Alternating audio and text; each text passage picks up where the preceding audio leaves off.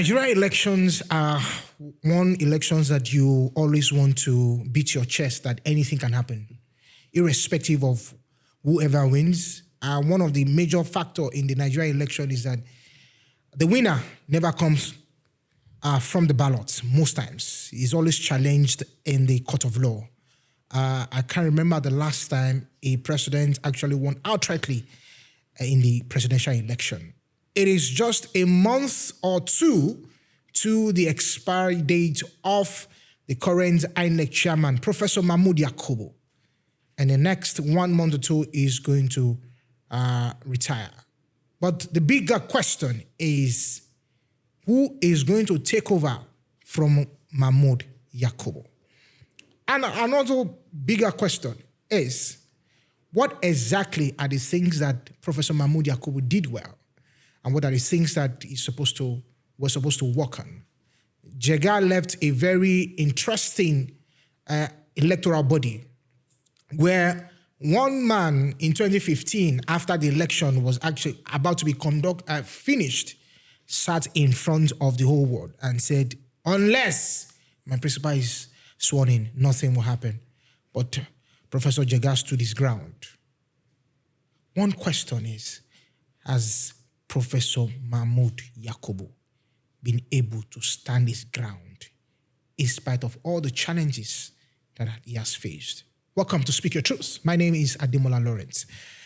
And I have an interesting guest who, for a very long time, has been speaking about the electoral reform that Nigeria needs to witness. In the studio with me today is one interesting guest.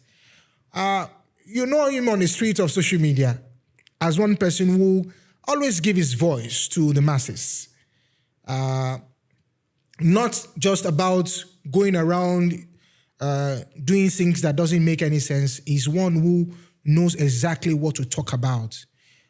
The first time I heard him was when he spoke about current affairs, and I was like, who is this man? But guess what?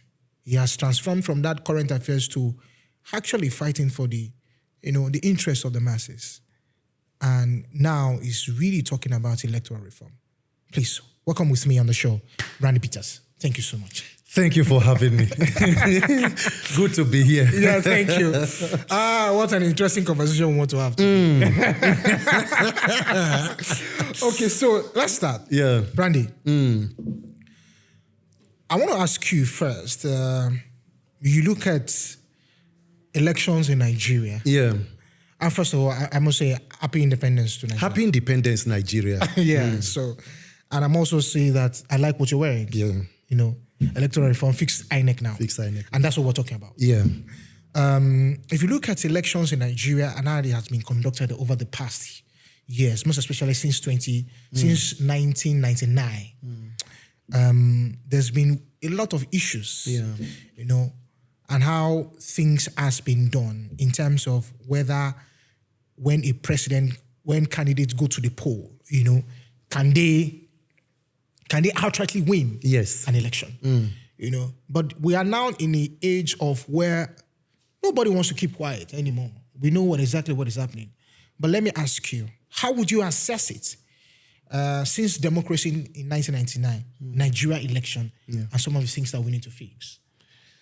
Thank you very much. Let me just answer or go straight by telling you that the one reason why we have not fixed this issue called elections is the principal reason and foundation why Nigeria continues to struggle till date.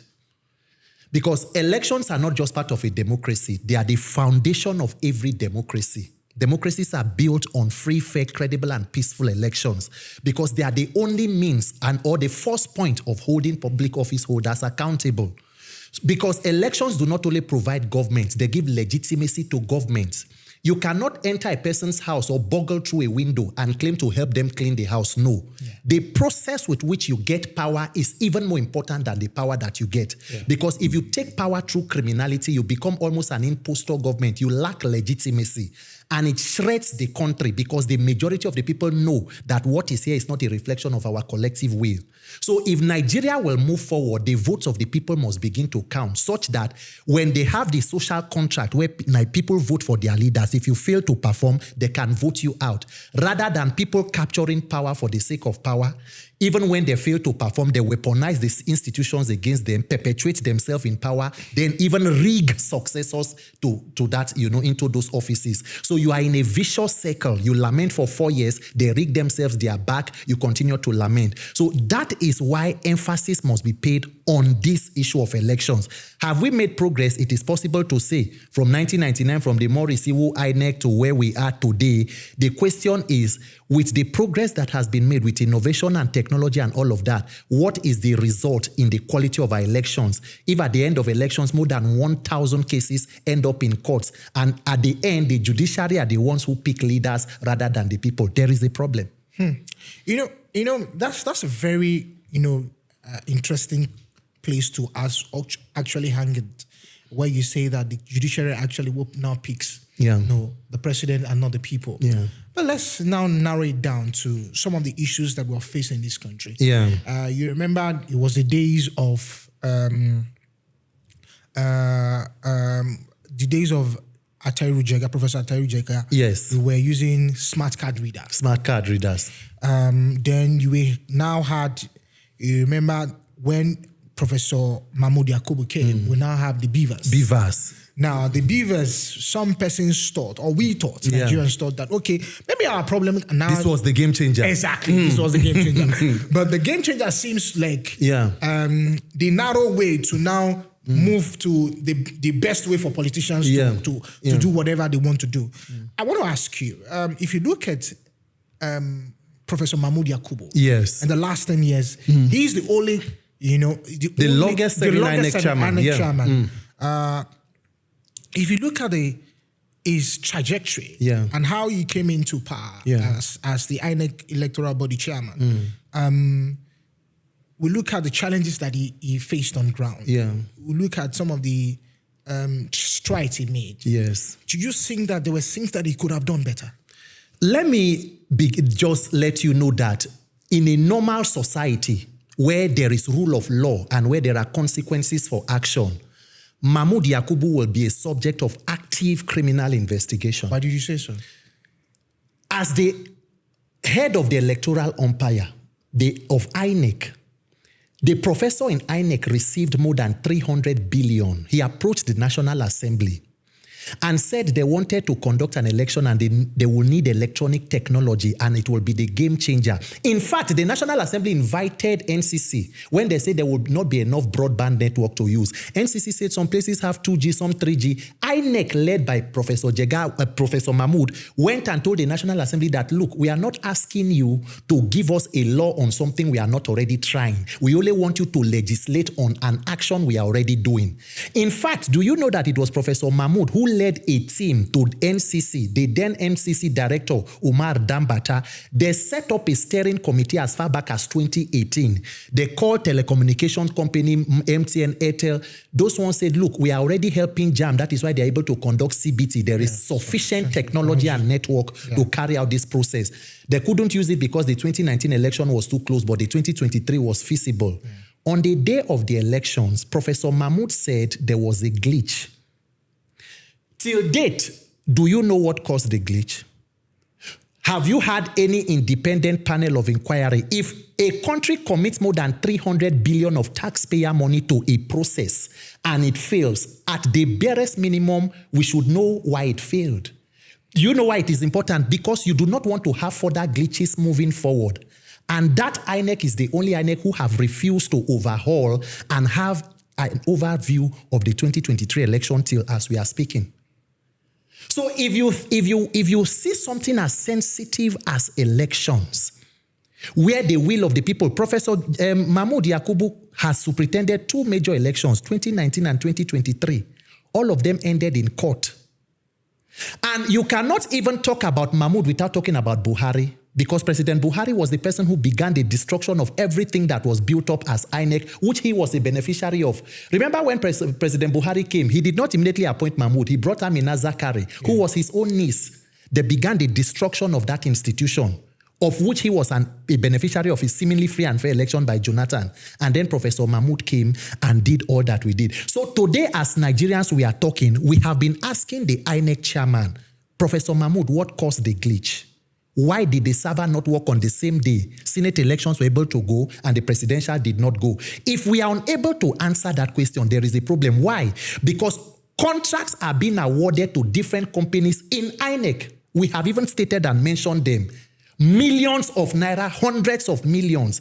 If these people did not deliver, is it important that the country should query them? Where did the monies go to? Nigerian youth can build a server that will have back-end support and will be protected that will not cost 100 billion. The entire INEC leadership has questions to answer to Nigerians, including led by Professor Mahmoud Yakubu. So if no matter how much you see his administration, what he did, that is why with all the sophistication in technology, our elections have become even more corrupt and criminal. In the words of a group of African Union observers, you know what they said in 2023, that what they came to do was not election monitoring, it was a crime watch. Imagine leadership that comes out of a process of criminality. What do you fix in the country? Professor Mahmoud owes Nigerians a lot of explanations. And even if his tenure expires, Nigerians won't forget him. Because we still have issues and answers, questions to answer from his 10 years in office. So I remember that, I think I was in Akwa Ibom when I went to cover election in 2023, and INEC put out a statement. I think my challenge with that is that it took INEC almost like a day. Yes. To actually put out a statement. Yes. And say that, okay, there is a glitch. And we noticed that there are people who infiltrated the server and all of those things.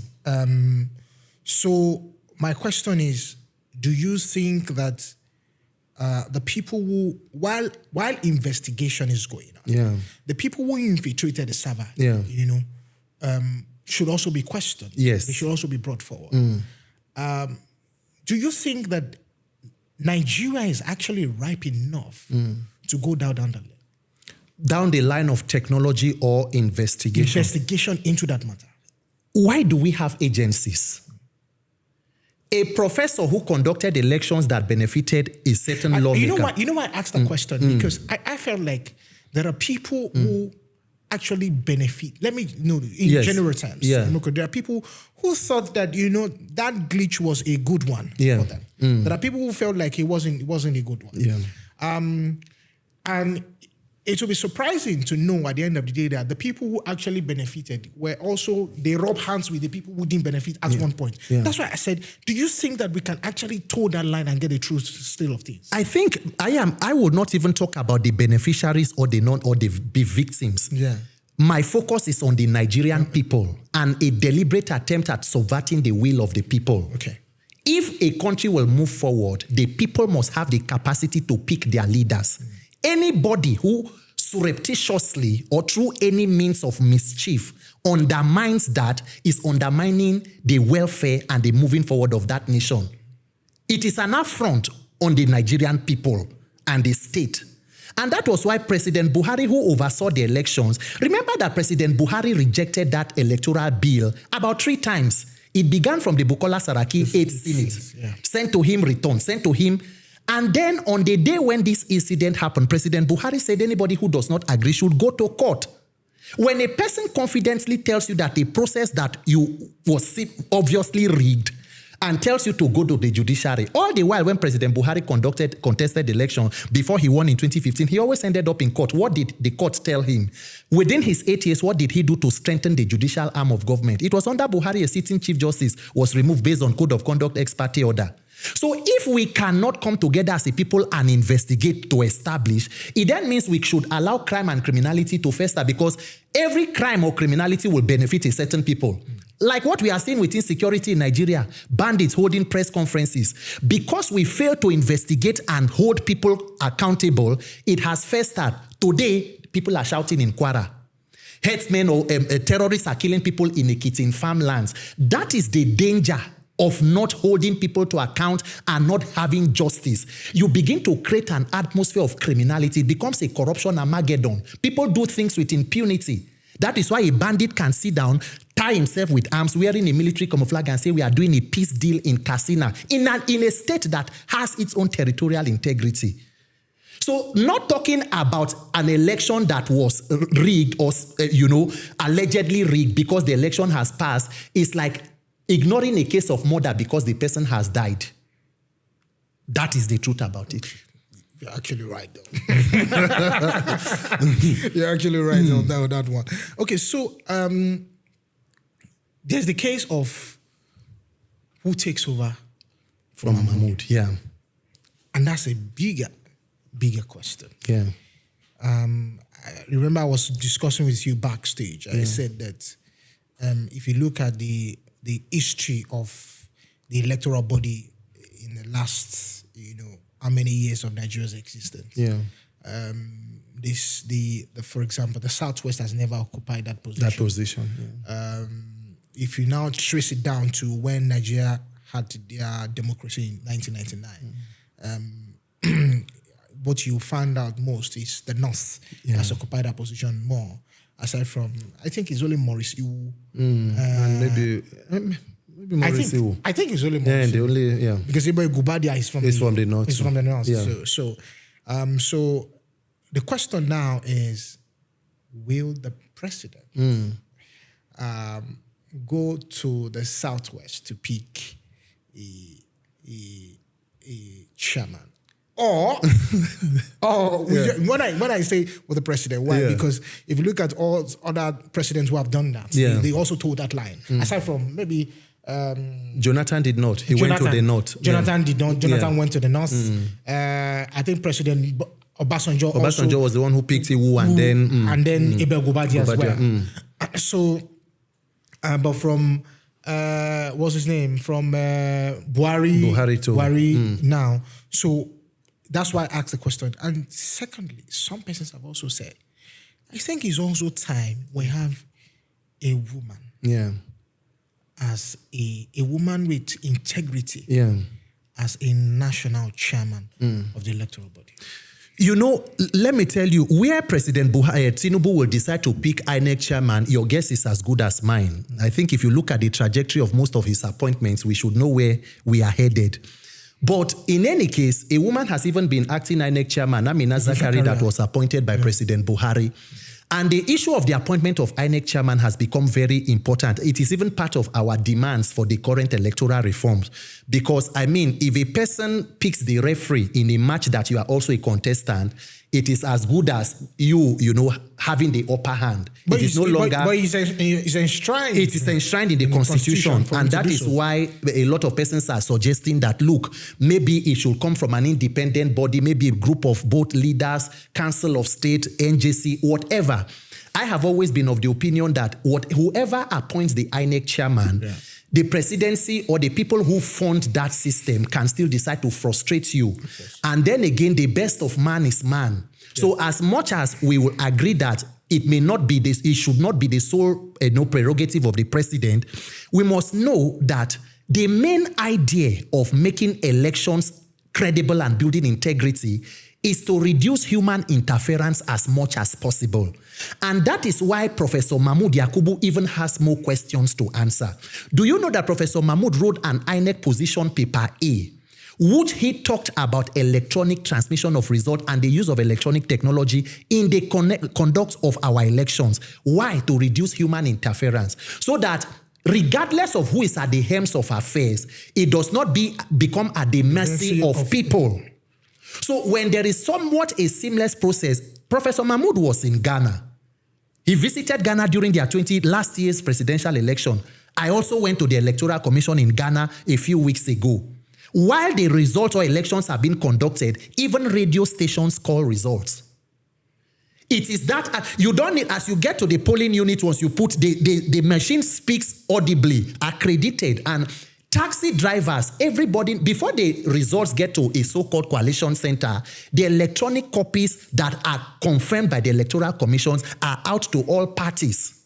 But that's not his own case. Why? Because the National Broadcasting Corporation, because I work in the TV station, so I can tell you, will tell you only the electoral body has the final say to announce election. So what they do, majorly what all media stations do is just, they just do the permutations. They don't want to say, even when it's obvious, they don't want to say, oh, this person. We are not even talking about calling or just permutations. We are talking about access to real-time transmission of results. That is what we are talking about. That was what the portal or the IREF server was supposed to have handled, because the shrine of Nigeria's election rigging is in coalition centers. How do you have an electoral act that talks about electronic transmission of results, and then people have to gather at an ICC when one professor comes and look, Biakpo, 80,000. No, professor, that is not it. That is not what are we doing? In 2025, Nigeria is still talking about manual collation of results. So we do not have sufficient technology to handle elections in this country. Even in the meeting that they had with the NCC, in INEC, before Professor Jega left, not even Professor Mahmoud's own initiative, as far back as Professor Jega, there were already considerations for using banking technology, for using immovable electronic devices. DRC uses them. Look at how Senegal conducts elections. Elections are not free and fair in Nigeria because there is a deliberate intention for them not to be free and fair. And if you can sit as an electoral umpire and will not stand in the path of the law and justice, 2 years after 2023 election, has Professor Mahmoud approached the National Assembly to say, look, what is on section 60 subsection 5 says the presiding officer will transmit results in a way and manner as prescribed by INEC. Did INEC prescribe the way and manner? Yes. Paragraph 38 of the INEC guidelines. But the court said because it is not an omission to the Electoral Act. So the simple thing will be, maybe let us take what is on the guidelines and put on the Electoral Act, amend the relevant parts of the Constitution, section 137 or so, and let it be reflected. As I'm speaking to you now, there is even no discussion between INEC and National Assembly about electronic technology for elections. That should tell you the entire mischief. And if Nigerians cannot have that means of getting credible election, look, I do not know President Tinubu. I've never met Obi. I've never met Atiku. I do not know either of them. The issue we have is let a process be seamless and credible. Whoever emerges from there, the Lord be with you. Let Nigerians know that if we elect a fool or we elect somebody who may not be, able to perform, it was the will of the people, and when the time is right, be able to elect or pick them out of there. That process is very important. And that is where my emphasis are. So, what do you think? What do you think about the next person coming in? The next person coming in, I do not expect anything short of vintage President Tinubu. If you look at the cabinet, you can almost understand when one person goes out, you know where the other person is coming from. But the presidency brought out a statement to debunk this thing that you said. The sharing appointment has been very fair. It has reflected federal character. Has reflected federal character from the northeast to the southeast to the maybe the southeast has the most the least of all. Or they've come out to say it doesn't really the way people painted it. That's not the way it is. Okay. So maybe in the spirit of that, don't you think President Tinubu will look the other way around and say? Well, I don't know. I don't even care if he decides to appoint his own kinsman or a child of his to head the agency. I think it is immaterial to Nigerians. We must build the institution to be resilient because good laws. Won't you fight it if he appoints his own? If I fight it, am I supposed to fight it through in what National Assembly, the rubber stamp National Assembly that is there to approve all manner of loans without investigation? There are no checks and balances, and that is why everything that is going on is going on. The state of emergency that was declared in Rivers State was supposed to have been done with a 2/3 majority. The Senate and Reps approved it with a voice vote. And the Supreme Court till today for 6 months was not able to hear the legality or legitimacy of a president suspending a duly elected governor. So when it comes to the entire checks and balances and power or strength of institutions, it is almost a complete state of states capture. So I do not even expect that anything different will happen with INEC. The major part of it is that the victims of this misgovernance and misrule, this is today 65 years of Nigeria's independence. And we are still talking from a presidential broadcast of how we are trying to make progress to lay foundation. Buhari laid foundation for 8 years, cleaning PDP's mess for 16 years. We are still laying foundation. This Nigeria foundation, how large it be? How many years gone we won't take lay foundation for Nigeria? So for me, President Tinubu will do what he needs to do. For Nigerians will need to insert ourselves into the equation to ensure that the will of the people prevail come 2027. Okay, so I'm going to ask you this question before I jump into what the president said in his broadcast today. Yeah. Do you think, there's anything the president is actually doing right? Do you think? If I think there is anything the president is doing right, let me just be very clear that as long as the process with which you get into power is questioned, if you do not show any commitment in a democracy to strengthening the institution for people to have the opportunity to elect their leaders, I see it as extremely mischievous. Leadership is not by force. It should come as a will of the people. And President Tinubu is one of the persons who claims to be a supporter of the June 12th mandate of the late MKO Abiola. It's not that he claims. He was there. I mean, he claims to, and I wasn't there, so I wouldn't know. So, but let us agree that he was there and he supported. He even honored his late widow. Yeah. He gave her the title of CFR. Yeah. Sir, the idea of the June 12th struggle was free and fair elections. Yeah. So 32 years ago, Nigerians were able to line up behind a man who they felt was credible across the country. It was not a matter of ethnicity or tribe. He ran against somebody from another part. Even that part of the country voted for him. So Nigerians had the ability to pick a leader 32 years ago. And today, when the president has the opportunity to entrench democracy, has never mentioned about strengthening elections or electoral reform. The first president since 1999. Even the late Yaradua admitted that the elections that brought him and the then Vice President Jonathan, he said they were flawed. We needed to build and strengthen them. Unfortunately, he passed. Jonathan took it a step further to sign the 2011 Electoral Act. Went ahead to conduct the 2015 elections that saw him go out of office and brought in an opposition. Till date, 2 years after that election, what has President Tinubu said about elections? What has he said about electoral reform? Because they know the only guarantee of the current ruling party to return in 2027 can be only through electoral malpractice. Before 12 o'clock, if you do free and fair election in Nigeria, the defeat of the ruling party will be announced. How are you so sure about that? The numbers will not come from anywhere. There is nowhere. No. Let's be a bit practical. Yes, let's be very practical. Let's be a bit practical. Very practical. Do you know that President Tinubu is the only president who won elections by losing all the major voting blocks? He lost his home state of Lagos, lost Kano, the highest voting block from the north. Yeah. What happened in Rivers State? He won. Lost Abuja. What was the result that came out of Rivers State? As far as I know, he won. He won. Okay, so let me tell you that in 2015, Jonathan won Rivers State with about 1.3 million votes. Yeah. In 2019, Atiku won Rivers State with more than 420,000 votes. Yeah. The person who won Rivers State in 2023 won with less than 220,000 votes. Is it that the voting bloc in Rivers shrunk with 8 years or it expanded? What was the role of the politicians in Rivers State? Let us be very truthful to ourselves and be very honest. Okay. If we want to have a test of popularity in a contest, it should be free and fair. Yeah. Popularity or influence should be popularity. Yeah. People should be able to willingly love you. You have been de facto leader of a state like Lagos for almost the past 20 years. Okay. You decide who is governor. Okay, so if all of these things that you have laid out, don't you think that him losing Lagos, which is his home state, Kano, as at the time, was an APC ruling state, Kaduna was an APC ruling state, Katsina was an APC ruling state, and these 4 states, or more than, were actually lost to the APC.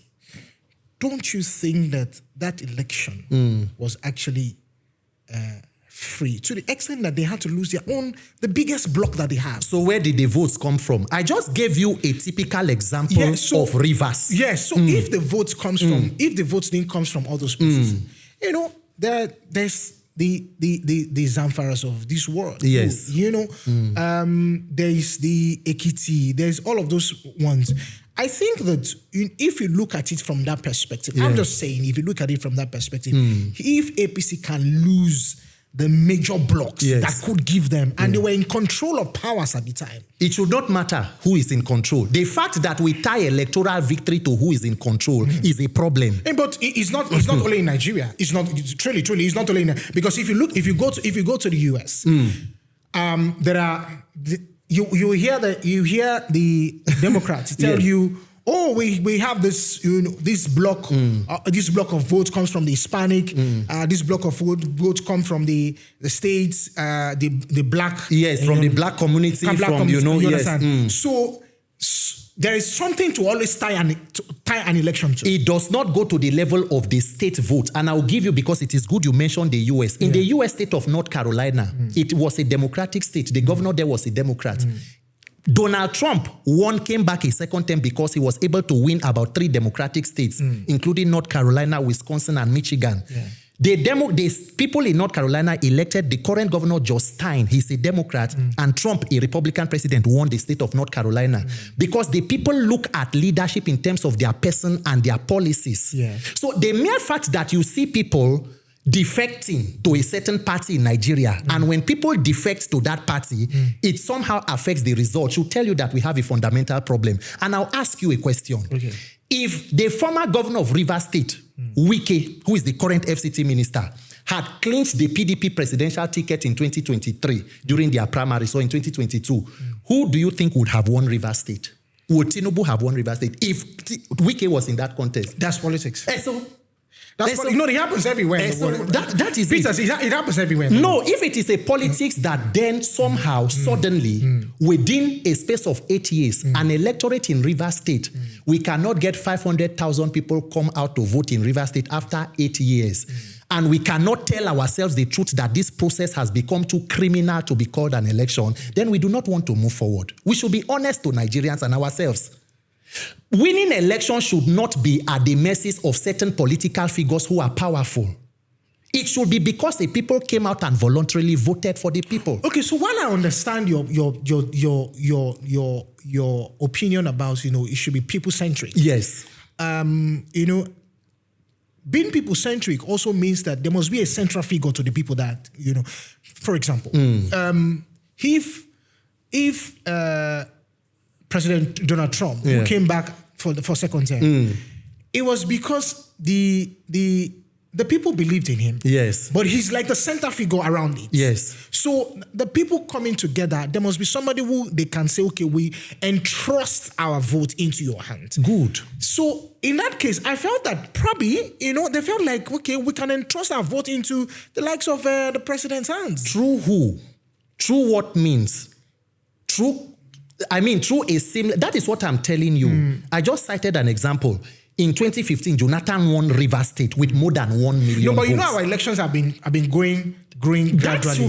That is why we should lay emphasis on it. Okay, and let me even tell you, because you talk about, US. In 2016, the person who contested against Donald Trump was Hillary Clinton. She was Obama's US Secretary of State. Yeah. So Obama, a Democratic president, oversaw an election that his own candidate lost out of. Yeah. You know that the person who ran against Trump in 2020 is Kamala Harris, who was the incumbent vice president. Yeah. And she lost to Donald Trump, who was an outsider. Yeah. So do you see where we are going to? Okay, I get you. So our elections should not be tied to strong. I'm not saying that people cannot support people. Yeah. Of course, if Obama or if Clinton is campaigning today or is running, Democrats, political figures will campaign. Yeah. They will show their support. But that's where it ends. And that's my own point. Yes, which I completely understand. But going to the extent of placing a finger on the scale and carrying out certain actions that at the end seals the result or the outcome does not become just political support.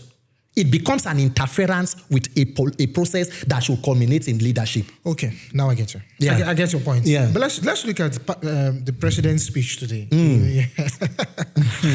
Peter, no. In fact.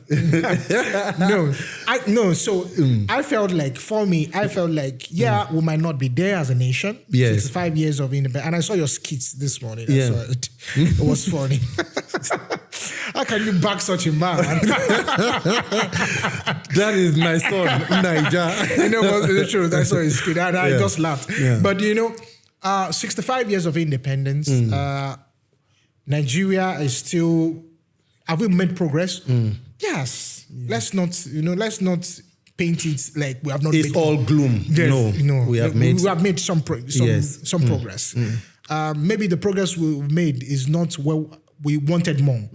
Now, if you look at the president's speech this morning, he made some very key indices of why there's progress going on. He talked about the GDP dropped, and he talked about how the fuel subsidy of a thing.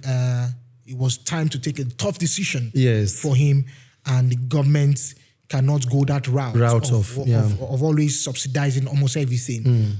Some persons have also give reasons why it shouldn't have done that in the first day in May 29, 2023. But we're here already. We are here. It's done. It's done. There's nothing anybody can do about it. And he made mention of something very critical. As a matter of fact, it looks as if he adjusted himself when he was going to say that. He said, "Let me speak to you, the youth." Yes. It was like he adjusted himself and said, "Okay, it is time to speak to you." A very important demographic. A demographic. Yes. And he says that it is time for you to use your talent. He spoke about science, arts, and culture, and all of those things. That the future belongs to the youth. Yes. I'm going to ask you. How visible do you think that is? Not even considering what he said. Even if it's not in the picture as the president. How visible do you think that is for a Nigerian youth to say, "Oh yeah, I can beat my chest. Yes, my country can do this for me. I can do this for my country." That is the question that every Nigerian should be asking ourselves. That for 65 years, have we built a country where anybody can stand and say, "I am proud to be a Nigerian"? And it is the Nigerian system that has supported me. If you talk about youths are doing incredibly well. An industry like the entertainment industry that had almost little or no support from government was taken from the scratch, and with skill, talent, and hard work, it is where it is today. But the question that we are going to ask with the president's broadcast is, it underlines a more serious problem and challenge. When at 65, we continue to say, "Oh, we are not where we are yet, we are not where we are." If you continue to do the wrong thing, at 200 years, you will get the wrong results. It is not because you are adding a year. Nigeria has no business being the world's capital of extreme and multidimensional poverty. The resources and the human, not just the natural resource. Nigerian resources are not just what is on the ground. It is the human beings that are here. People like you and young persons, myself, in this nation. If we have not been able to tap that potential to place this country on the global stage, there is a problem. And this is the problem: a lack of accountability on the part of leadership. If you listen to the President Tinubu statement, it sounds like a very, maybe beautiful statement to the writers and to the person reading it, His Excellency. But he raised something, and he continues to say it, which you have referenced. We removed the corrupt subsidy from fuel. Remember that President Tinubu was part of the persons who protested against the Jonathan administration in removing fuel subsidy. But in any case, you have come 10 years later and you took out subsidy. A thing as important as subsidy, let us just mirror yourself with the British Prime Minister, the US President, the Canadian Prime Minister, took a bold step like removing of oil subsidy. My brother, do you know how much exactly has been taken out of subsidy? Between 2 years. Do you think it is important that citizens of a country, when a major reform is made like pulling out subsidy, that you know that the government says we want to be accountable because that subsidy was corrupt? You who took out corruption, how much did you save from corruption? What part of the economy has it been reinvested into? Do you think citizens have the right to know that? You know why? Because subsidy in itself was not a problem. Different countries pay subsidies in different forms. What you hear as social security in the Europe are all subsidies. In fact, paying fuel subsidy was subsidizing for the life of the poor. So if you take out subsidy and you increase money to politicians and they embezzle money without any resultant effect on the welfare of the people, you are only decentralizing corruption. What you have been able to succeed to do is you have stopped subsidizing for the poor and you are subsidizing the life of the rich. If President Tinubu knew that him coming and the economy was that bad, was buying a private presidential jet, budgeting money for SUVs for the office of the First Lady, which is not a constitutionally recognized office, renovation of the Vice President's house, renovating an ICC with 39 billion. What exactly were the policies for the youth and how much was invested into it? The president said in his speech that they have distributed about how many billions to conditional cash transfer to Nigerians. How many persons have benefited? If you give 70 or 30 million Nigerians 75 or 25,000 naira, at least one family should know somebody. That is the problem with Nigeria, the lack of sincerity of purpose and accountability on the part of leadership. Today, the Minister for Works, David Umahi, is telling Nigerians that they are going to reconstruct the underwater sections of the Third Mainland Bridge for 3.6 trillion. The same underwater section which in January of this year was done for about 45 billion, Third Mainland and Qatar Bridge. So when Nigerians see that a leader comes up and you make a statement and you are calling on the people to make sacrifices, the youth should endure, we should do this, we should make, at what point do the politicians begin to make that sacrifice? What sacrifice is President Tinubu making for Nigeria? What car does he drive? How often does he travel overseas? And do not forget that President Tinubu is living on a life pension as a former governor of Lagos State that includes overseas medical treatment for unspecified number of family members. I think that has been removed. It is still ongoing now. If it has been removed, there's no official communication. I think towards the 2023 elections, I think I saw a story about that for all Lagos State governor, I think they removed it. No, not that I know of. Okay. So there is an adage in Ghana, the Ashanti people say that instead of you, in English, it means instead of you to take money that is not your own, let the money be ashamed. That is what Ghanaians will tell you. It goes beyond criminality. It is immoral. What politicians are doing in Nigeria, what we call government in Nigeria is organized criminality. That is why in a government of renewed hope, you can see this level of hopelessness and despondency. Look at Nigerians that are wallowing in incarceration centers, some that for offenses they may know nothing about. Gross levels of injustice. People cannot travel from here to another. Ask Nigerian, how much do they pay? How much do you pay for the job that you are doing and how well can it sustain you? If you want to say you are living on salary in Nigeria today, what is the value? Even if you pay somebody 150 or 200,000, how much is house, one room self-contained here in Abuja? If we do not take all of this into consideration and you continue to see a political class living in stupendous luxury, when there is so much wealth and inequality, there is a problem. And when you don't see the leader working to narrow this gap, but rather people in the government are rather undermining the goodwill of the people, then we cannot continue to make this kind of statements. Every year we come out, we are not where we are. We are getting, when will we get to where we are going to? This tunnel, what stage are we? But do you remember that the president also said that after the removal of fuel subsidy, there were cases, not that there were cases, the FAC has increased, yes, money given to the state. So, and I feel that, Nigerians, we don't know how to hold our leaders accountable. Good. We all look forward to the president at the upper edge. We have the governors, we have the local governments. Local governments. Nigerians don't like to hold out. Now the governors have more money. Yeah. But it looks like it's not.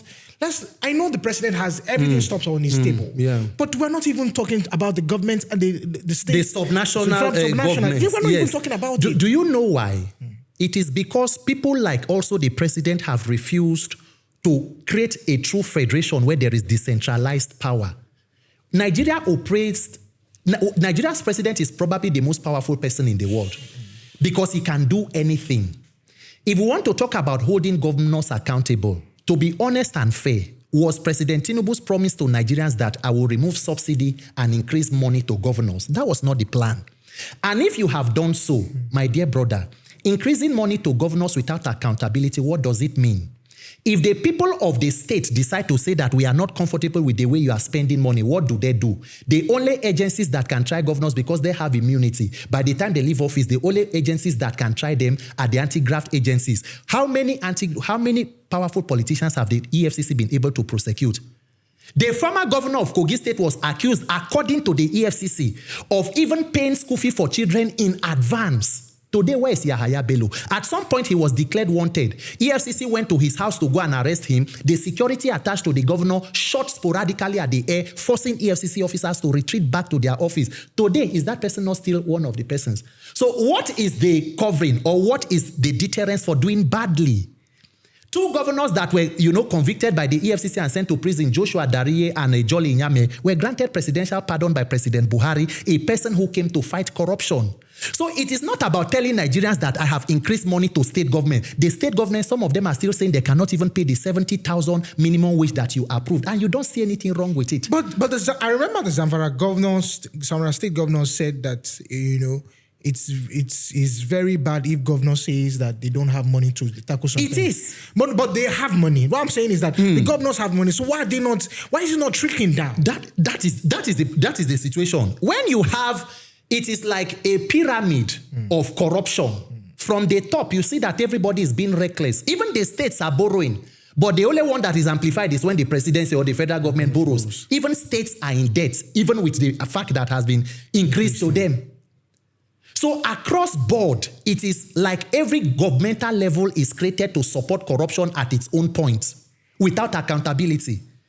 That is why somebody can be accused of taking 10 billion, 40 billion, and then they will go to court. Court will give you, what do they call it?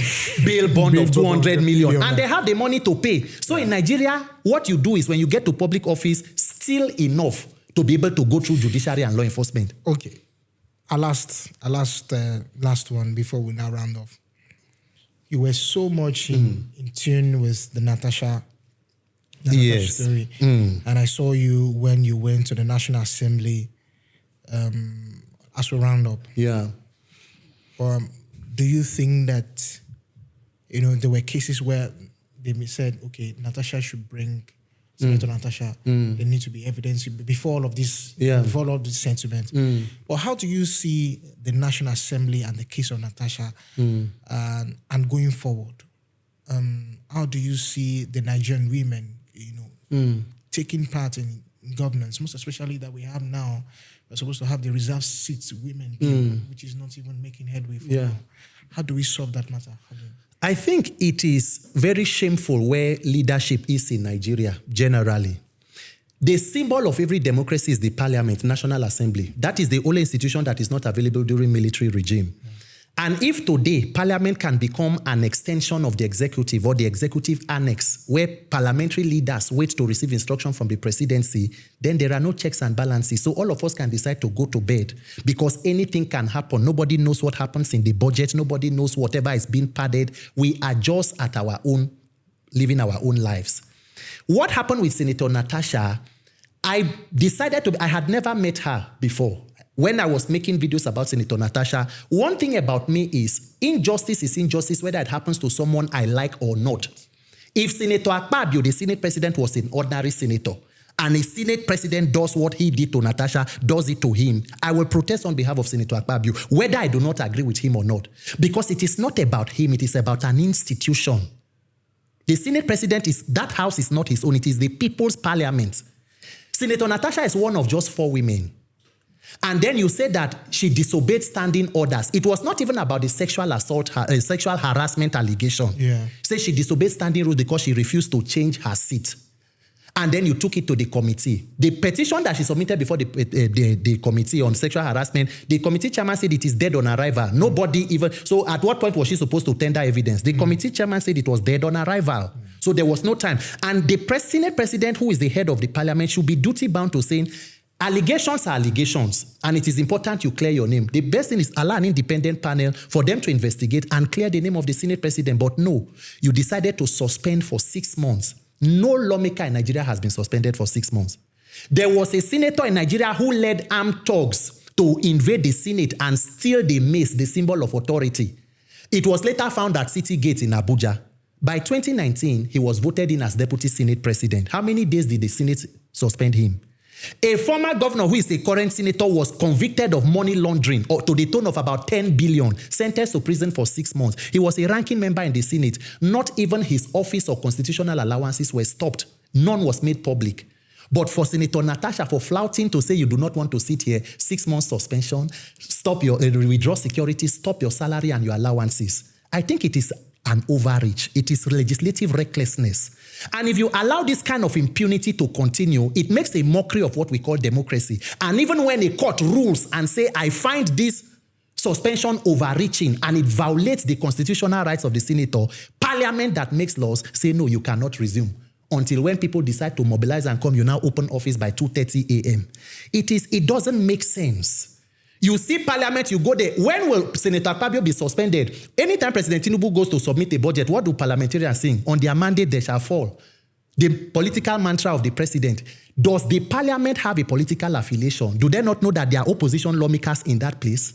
So the leadership of the National Assembly can turn the parliament into an APC town hall, but there are no standing rules for that. We joke too much in Nigeria. But unfortunately, we, the victims, are cheering on while all of this impunity is going on. That is why I continue to insist on elections. If not for a flawed electoral process and judiciary, 80 to 90% of the persons in the corridor of power will not be there. And that is why they do not want to do this electoral reform, because it's like asking for their resignation. They know it. And the citizens must insist. Thank you so much. Thank you. I really appreciate it. Thank you. Thank you. It was a power pack. Anyway, thank you. And that's what we have for you today. Join us next week as we bring you another interesting episode on Speak Your Truth. I had the opportunity of speaking to Randy Peters. He spoke his truth about every issues that are brought up to him. So watch this episode for 7 p.m. on Sunday. Thank you so much. I really want to appreciate you. My pleasure. Thank you for having me. But that's all we can take on Speak Your Truth this week. Like I said, join us next week as we talk about another episode and another interesting topic on Speak Your Truth. But for now, my name is Ademola Lawrence.